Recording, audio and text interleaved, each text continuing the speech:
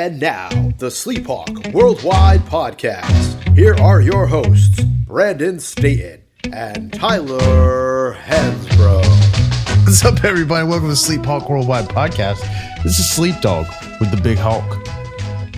What's up, everybody? It's the Big Hawk. We got a very special guest today.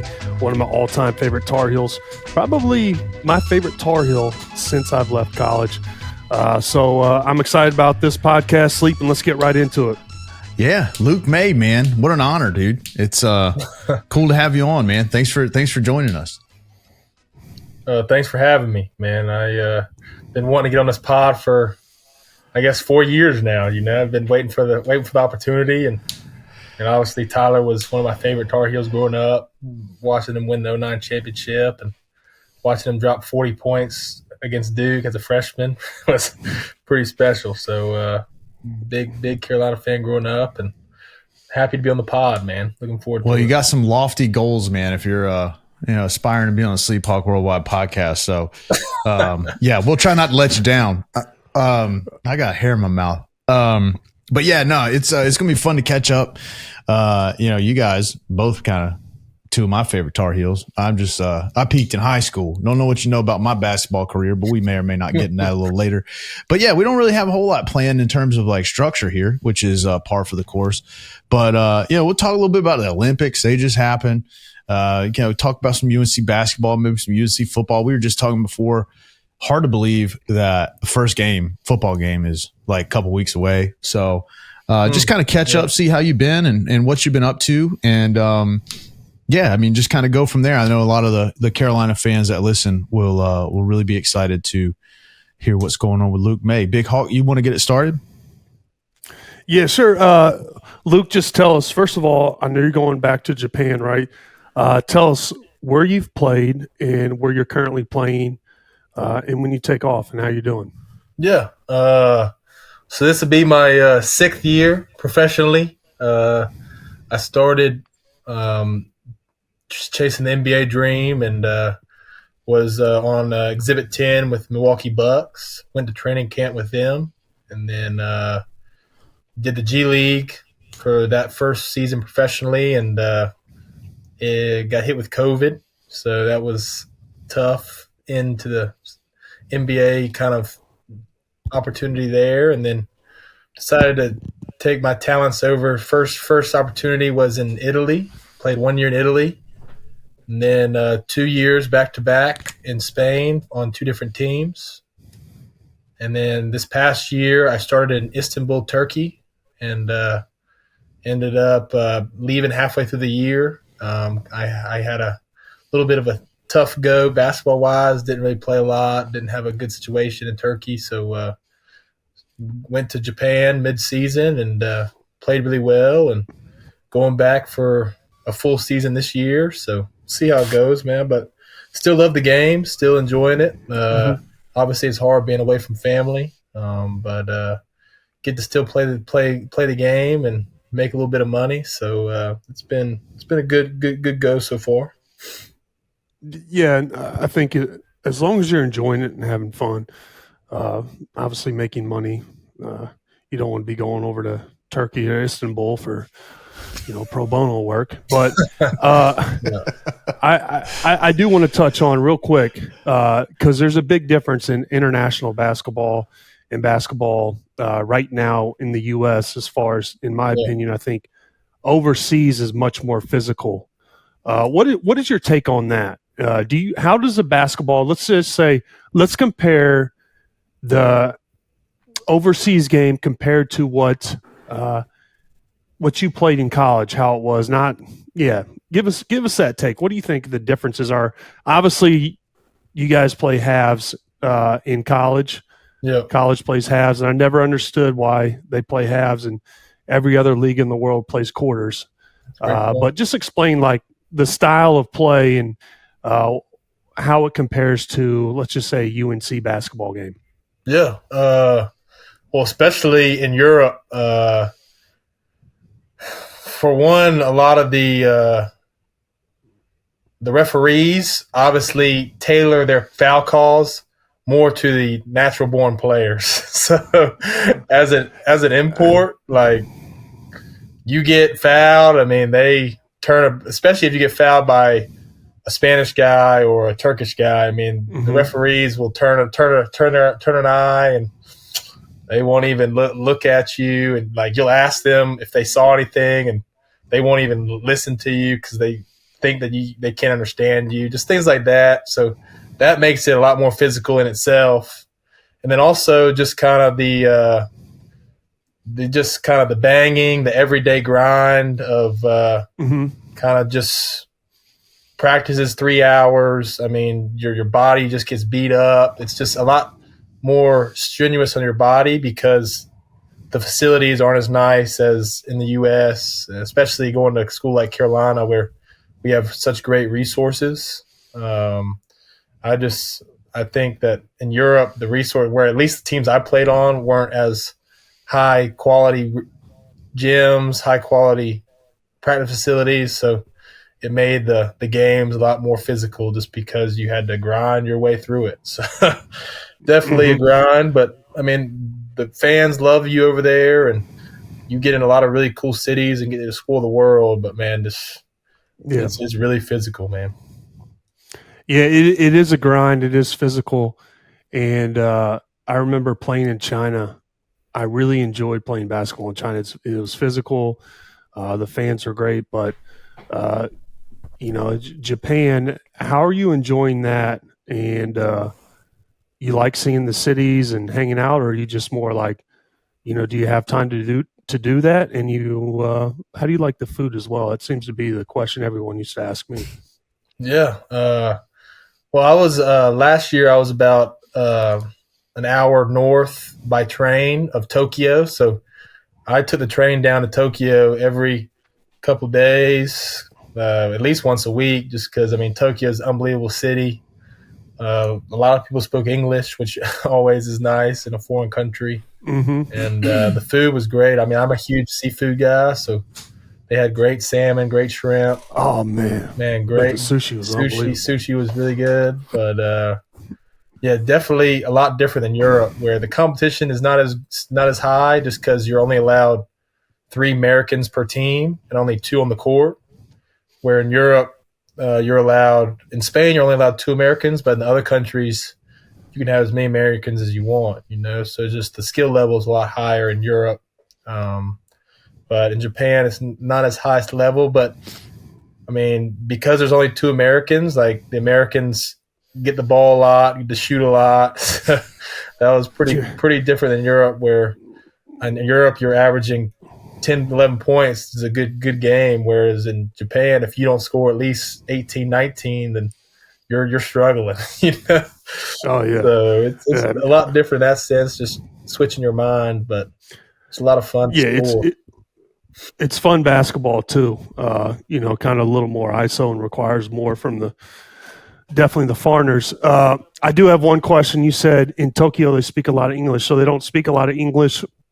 Maybe a little broken English in a few other of the smaller cities.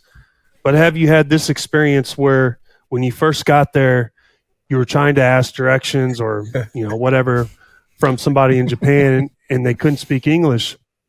And I realized that if I just repeat what I'm saying with a louder voice, they still can't understand it. So eventually I'd be like almost yelling at them. And then it was like, listen, they can't understand a word. Why would they understand me just because I raised my voice? Have you ever tried that or any experience like that? The funny thing is I'm probably not as hostile as you are when it comes to kind of like raising my voice, but like if I'll ask them a question and they don't understand, like I'll start using hand signals and I'll start pointing at my phone to like help like them see where I'm at.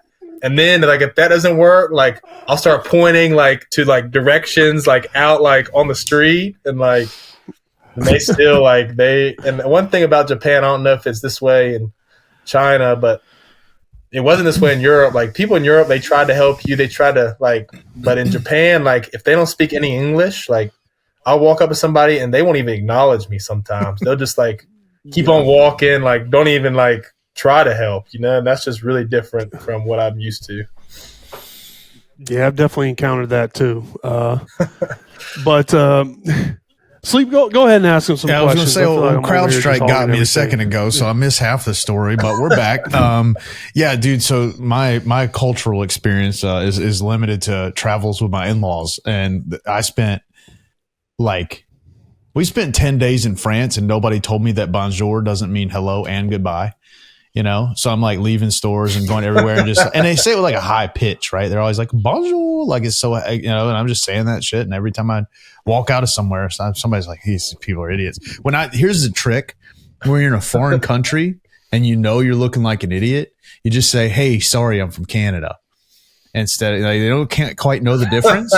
They just tell them you're from Canada. And they're like, okay, well, the guy's probably nice at least. Yeah, man. So, like I said, I did miss some of what was going on there. But I'm just curious to know, like, kind of how you've been keeping up with the team. Do you work out with them while you're here? Like, what's kind of the relationship like with the program? I know it's probably good. I mean, it usually is for all you guys. And I think a lot of the fans and me and stuff living vicariously, like, are curious to know what an off season is like living in proximity to Chapel Hill. Yeah. So I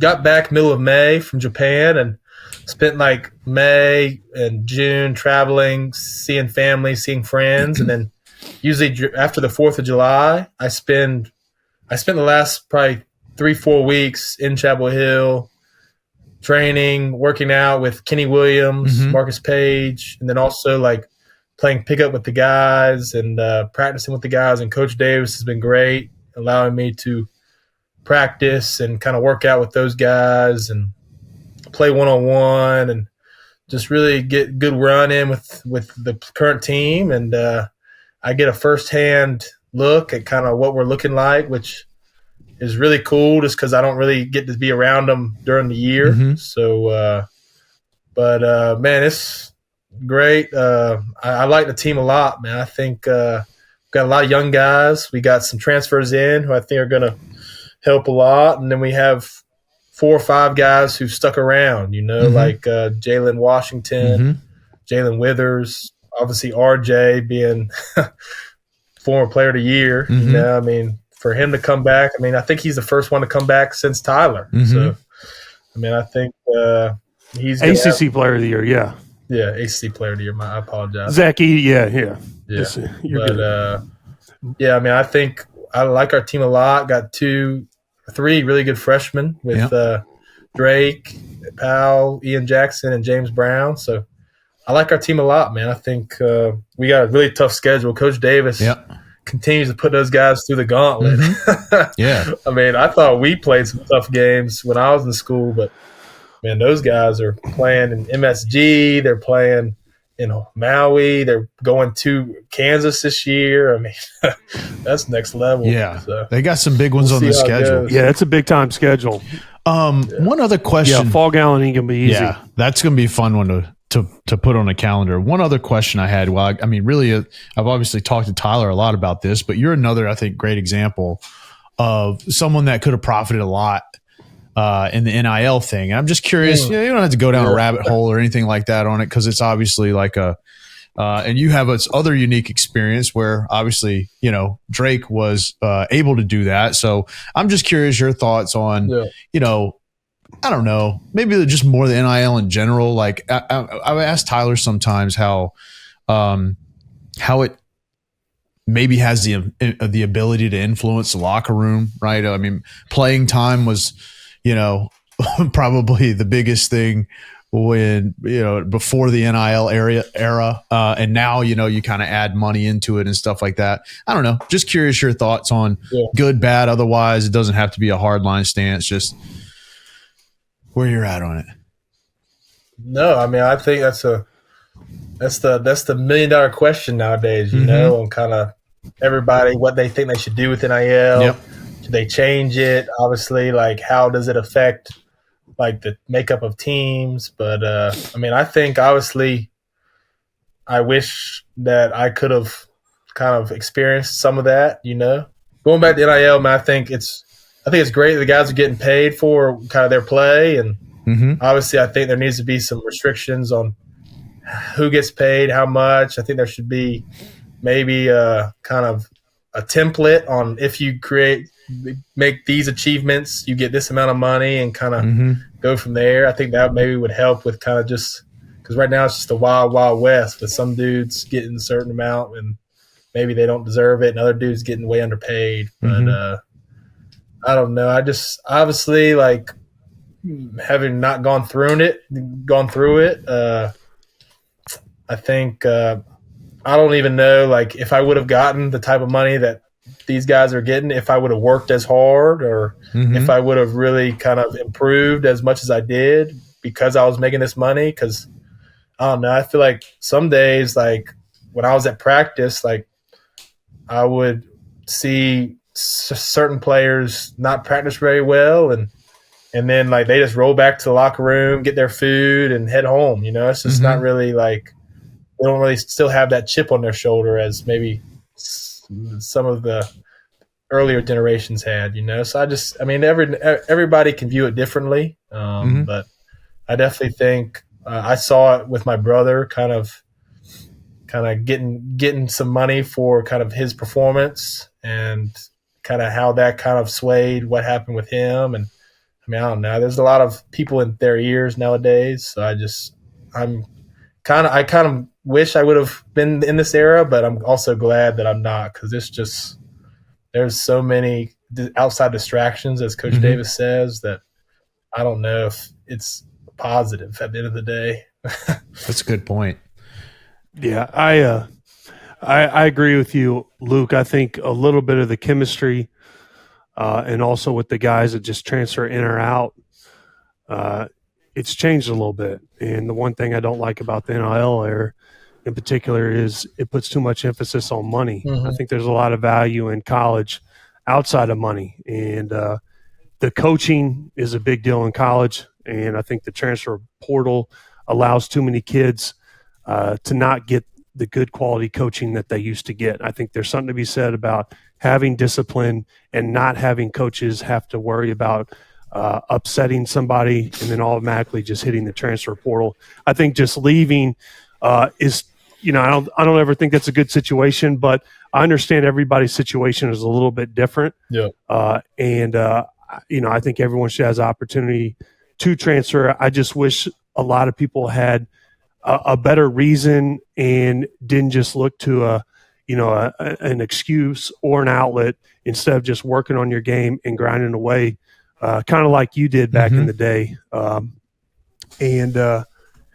thing about you is, it's not like you were a high recruit or, I didn't really know about you. But when we started playing pickup, I remember how tough and strong and physical you were. When we first started playing in the summer, I was like, hey, this kid's going to be good. My question to you is obviously you have a lot of Tar Heels in your family. Yeah. Have you always been a Tar Heel? And were you was Carolina like, hey, I just want to figure out how I can get there?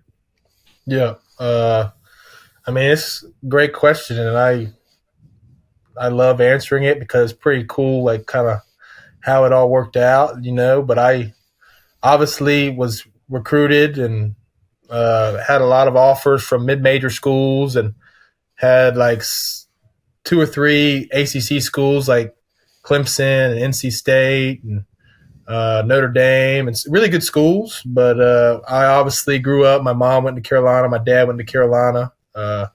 So Carolina was always, like I said, I watched you play, watched Sean May, and just watched a lot of great Tar Heels growing up. And I always was my dream to play at Carolina. And I said, I went to Coach Williams' camp my freshman year of high school, sophomore year of high school, and just wanted Coach Williams just to notice me.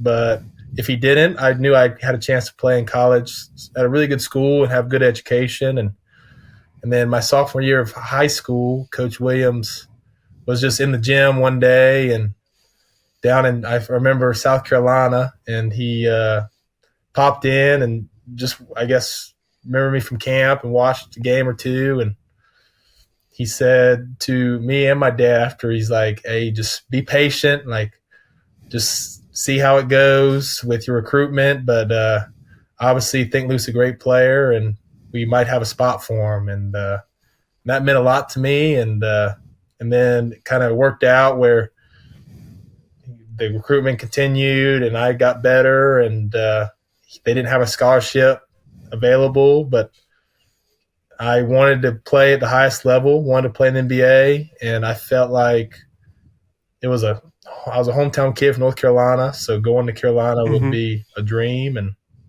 if I couldn't make it at Carolina, then I probably wasn't going to play in the NBA. So I was like, man, let me give it a shot. I know I'm not a typical Carolina big, back to the basket, but I think that works in my favor of being a little bit more perimeter oriented, a little bit more kind of stretch the floor, and maybe I can do something different and create a little bit different big man at Carolina. And ended up, JP Tokudo went to the draft, so there was an extra scholarship, and I got a scholarship all 4 years and just worked my way through, and the rest is history. But it's definitely, like Tyler mentioned with NIL, I mean, I go back in the summers and I want to work with guys. I want to help guys train, but I mean, I don't know if they're going to be there next year, you know? So what's the big deal of putting my time in on trying to make these kids better, but I don't know if they really want to be better for Carolina or they just want to get their money and go, you know? So, but I was fortunate to have great coaching, and I remember those pickup games in the summer with Tyler and Tyler Zeller and Deion Thompson and Marvin Williams, and they were out there. Jawad Williams just beating me up every day. But I said, hey, all I can do is keep battling, keep bodying them, and at least at the end of the day, if they score on me, at least they'll at least respect me a little bit. Because a lot of guys are a little bit worried when they see Tyler coming down the lane, elbows flying. Yeah, me and Luke, we've gone head to head a lot in the summer pickup. But man, I love your story because you believed in yourself, and I think it's a great example for kids today who, I think the work ethic and the commitment to get better on their game isn't there because stories like yours aren't really shown enough, and kids have a different mentality. Yeah. And I've always respected you for your story and believing in yourself and coming to Carolina. And then, the impact you had and the player you became, that was never really, thought of when, you would, outside of yourself like that, like you would expect your career to be associated with a 5-star, a top 10 recruit. But you did it the hard way and took the scenic route. But another reason why I love you, and me and Sleep will like this too, she had one of the biggest shots in Carolina basketball history against Kentucky. And we've been at war with Big Blue Nation, the most irrational fan base in all college basketball, and annoying. And we always, find a way to throw your name in there and remind them about that. First of all, there's no way that Theo knew you were behind. He just put his head down, was just no way. He just happened to see you and just like here, and he got stuck and just tossed. But talk about that shot, and I think it's obviously you went on to win the national championship that year. That shot to me is, man, they talk about the Jordan shot in the championship game, but. It's up there with that. And, the Caleb Love, Duke at the Final Four, that was an amazing shot. But I like your shot. Talk about that impact and if you ever rub it in Kentucky fans' face. I mean, I honestly probably, for one, obviously I think Theo probably just got stuck and tossed it to me. And we always joke that if it was Joel or Justin, I mean, I don't think I'm seeing that ball, They're definitely forcing it up. But, I mean, it's funny you mention it because I honestly hear more about that shot from Kentucky fans than I do from Carolina fans, which is obvious. But, I'll hear, I'm a Kentucky fan, so you broke my heart, and like I don't even know how to respond. I'll just be like, "Go Heels, bad, baby," or yeah. something like that.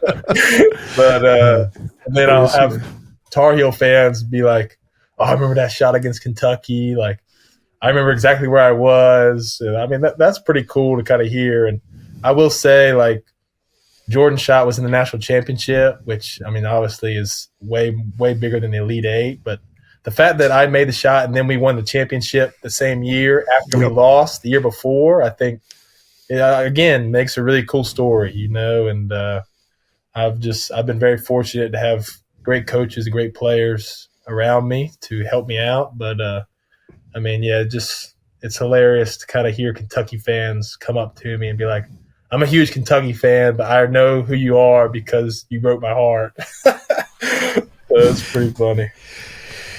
Easy to do for a Kentucky fan. I mean, they don't win anything. You'd think they win the Super Bowl every year or something. They're a special breed. But no, it's cool. Like Tyler said, like from me, who accomplished a whole lot of nothing athletically in my life, it was cool. And maybe in hindsight, you guys are probably two of the wrong guys to ask in a sense about like NIL because of sort of your commitment to the kind of the 4-year plan, right? And I think it's it really just speaks volumes to kind of who you guys are. And yeah, Luke, I think the biggest thing, and I think we've talked about this before probably, Tyler, is like, I can't think of anyone, much less at Carolina, in really any sport, right, that progressed so much from day one to the last day on campus. I mean, it was just like so much fun to watch that you just became like, not just like a good or great player, but somebody where you're like, I mean, you got Tyler on your team, like for a long time. I was like, yeah, dude, we got the guy, and then you became that dude, right? Which is not like, oh, they're pretty good because they got some good players on the team and they, every, one night a guy might, you're just consistent, dude. You knew what you're getting every night out of Luke Maye. It was great, man. It was a really fun time to be a fan. And that team, I think, we've talked a lot about like who was the best national championship team. And actually, I didn't mean to ask that question, but I'm going to next. But, that team, I think, was probably, if you ask a lot of fans, I'm put it out there. I don't know where they would rank you guys, but I bet they'll tell you that it was one of their favorite, probably their favorite, because it was just like, that team had just such a unique sort of makeup that I'm curious to get your thoughts. I know what Tyler's going to say of, who is the best national championship Carolina team. Yeah. I mean, obviously, growing up a Carolina fan, I watched all the 05, not all, but almost all of the 05 games, and obviously all the 09 games because I was a lot bigger fan then. And I was a part of 17. And, I mean, I'm not going to say that we were the best because that's a little bit delusional considering 09 beat every team by like 15 plus.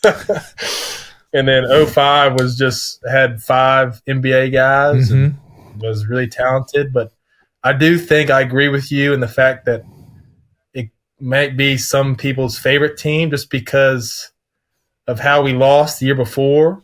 And we brought back everybody but Bryce, Joel, and Marcus, who were all 3 great Carolina Tar Heels. But so many guys came back because we wanted to do it again. And it's kind of like, Coach Williams tells a story about Tyler after they lost in 08 in the Final Four, and he kept begging Tyler to go to the NBA, He's going to be a top probably 10 pick, top 5 pick, and he decides to come back and risks injury, risks a lot of money just because he loves Carolina. Like, you never hear that happening nowadays. So, I mean, I think the fact that 08 lost in the Final Four, which is not as cool of a story as the championship, but still a great story. And they came back and won it in 09 with basically the same team. I think I honestly would have to say 09 is the best, but I do think our story was pretty special, which makes it pretty cool. Tyler changed my mind on 09 team, man. I came in hot. Because I was my first year in Carolina was I mean, maybe it was my first year. One of my first years was 05. So I remember, and I just never forget. I think the thing for me was my first experience as a student where I was just like blown away at how great the program was I was at the Kentucky game. They had Rondo and Azubuike and a couple other guys and just blew the absolute doors off Kentucky.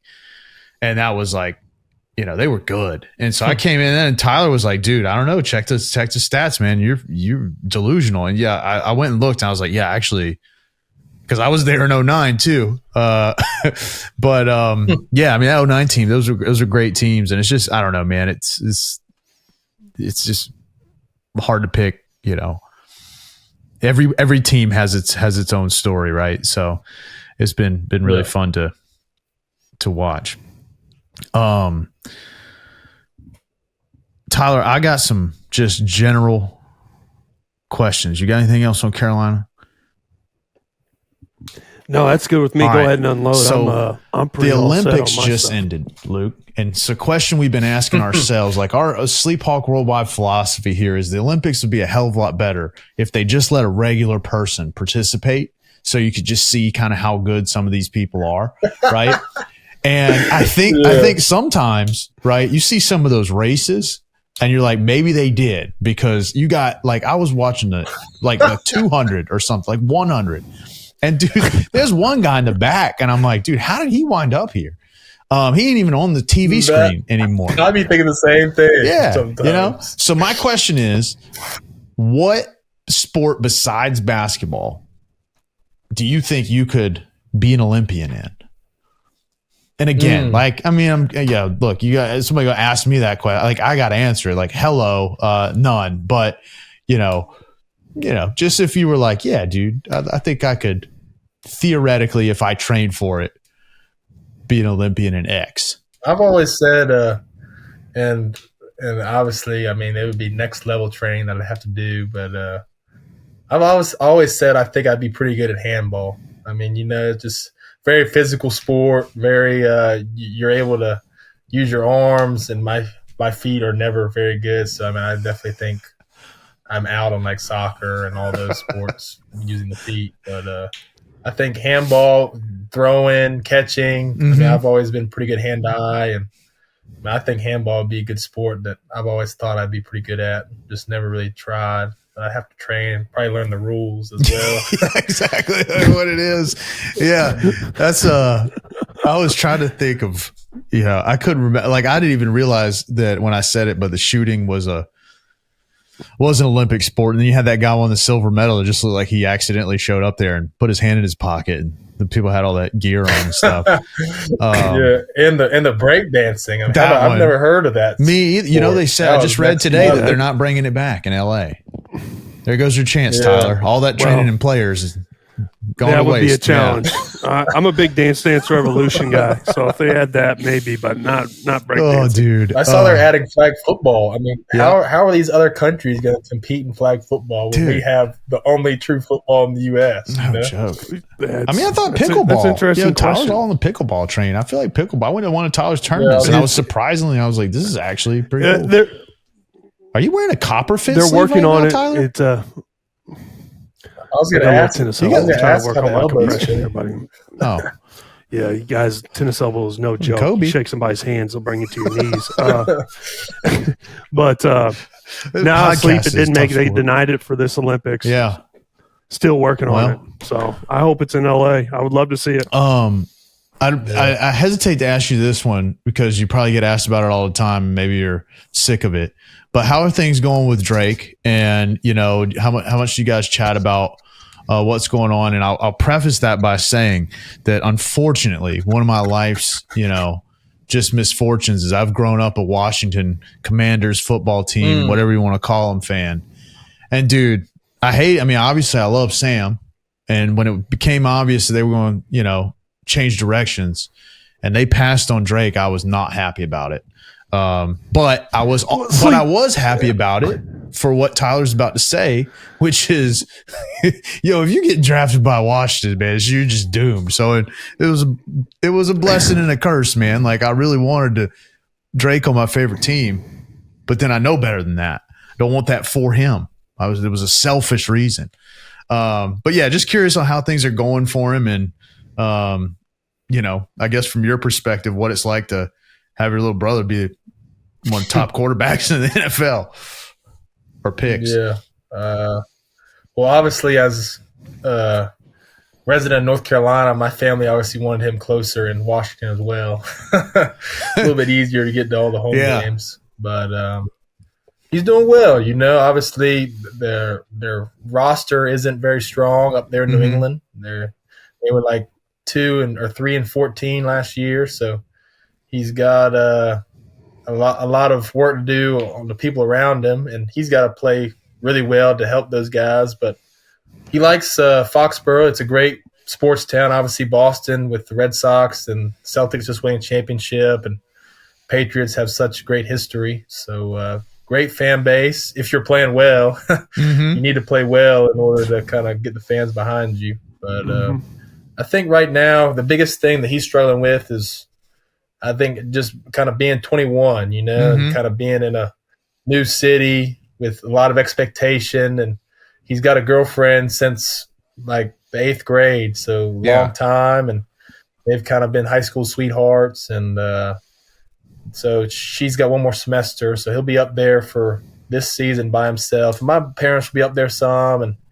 my other brother, Bo, who's still in graduate school, he'll be up there some. But it's a lot, and I've kind of talked to him about it, being abroad for going on 6 years now by myself, like just kind of how to pass the time, because you can't do your sport 12 hours out of the day. You got to get some time to decompress and kind of get your mind off of it and just be able to really do something else. So then when you go back to your sport, you can focus on it more. So, but he's learning that, and he's obviously got a lot of expectation. And now with social media, he's got comparisons to Caleb and Jaden everywhere he looks. But I mean, he just got to keep his head down. And I keep telling him, you just got to just prepare and work. And I mean, this level's the highest level there is, and everybody's really, really good. So you just got to differentiate yourself just a little bit extra film work, a little bit extra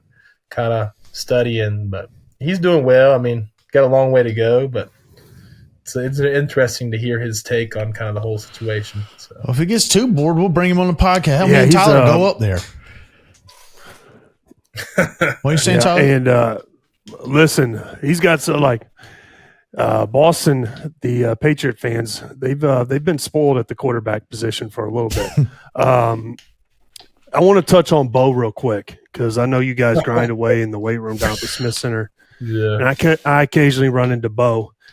What's up with this weight training program that he's implemented? Is it all kind of like aerobics with a little bit of weight in between the cardio work? Because I know you're grinding, your pull-ups, and you push some weight. But I'm looking at old Bo over there, and I'm just curious, have you ever mentioned that to him? And where's he getting this stuff? I know Jay's not drawing that up for him. So actually, Jay gave him the program, but I told him he's been doing the same weight for the past 2 years, and I'm like, hey, Bo, usually in the weight room, like, you're supposed to progress more weight, or you got to stay the same weight and do more reps. You got to do more reps. And he's like, I just thought I was supposed to do the same stuff for 2 years, Oh, man. It sounds like me in the weight room. Oh, man, that's all I got. Yeah, it's all work and no effort. Dude, I wish you guys could see me in the gym. I mean, I look like a hog about to get slaughtered about 7 o'clock every day, and I've gained weight. I've been in there job 4 months, dude. I'm 40 years old, Luke. And, I mean, it don't happen like it used to, buddy.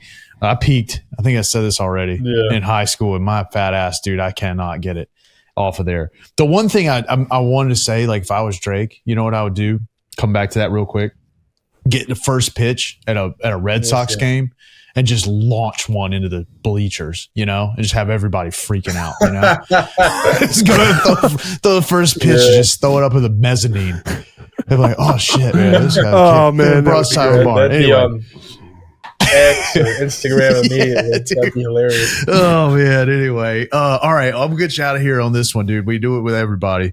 That's Tar Heels. Give me your top 5 Tar Heels, and it's your list, man. Doesn't matter. Doesn't matter. They're best all time, worst all time. This is your basketball top 5. Man, that's tough. Always is. I'd probably have to say, I'd definitely go Tyler. I'm gonna start paying people to not say that. Keep you on the pod. There we go. I think he's probably him and MJ would probably be the top 2 Hard to leave Tar him Heels off. ever, in my opinion. Yeah. I'd probably have to go. I'd probably say Antoine as well. Okay. I don't know. That's a good one. Antoine just, man, he just was an incredible player, could do everything. And then, man, that's where it gets hard. I think Tyler and MJ for sure are easy, but then you can go any which way here. I'd say I'm going to keep it easy. I'll probably say James Worthy and Phil Ford. There we go. Yeah, that's a good squad. It's hard to do. Hard to put the list together, correct. but also hard to go wrong. I mean, hell, there's a lot of good players, so it makes it kind of easy in a lot of ways. Man, Yep. good players. It's your list. Yeah, it's your list. And check it twice. Well, I don't know what this is going to look like when we piece it all together because of our, third world internet connections combined between the three of us. But hopefully we got all that recorded, man. Luke, it's been awesome having you here, dude. Thank you so much. Really good luck. Safe travels and all that. But I don't know. Old Big Hawk, man. I think he liked playing overseas, but I don't know how the hell he got there and back. You ought to see this guy on an airplane. So that's a long flight, pal. I hope you got a lot of books to read and movies to watch. It was a long flight, man. But yes. But yeah, you kind of get used to it at some point. Yeah. Take some pills, kind of go to sleep. You got anything else, Big Hawk? Stay You guys safe. stay safe. Yeah, thanks, T-Hands. Thanks so much, guys. Thanks, You bet, Luke. brother. We always end Have with one, man. stay safe. Yeah, stay safe.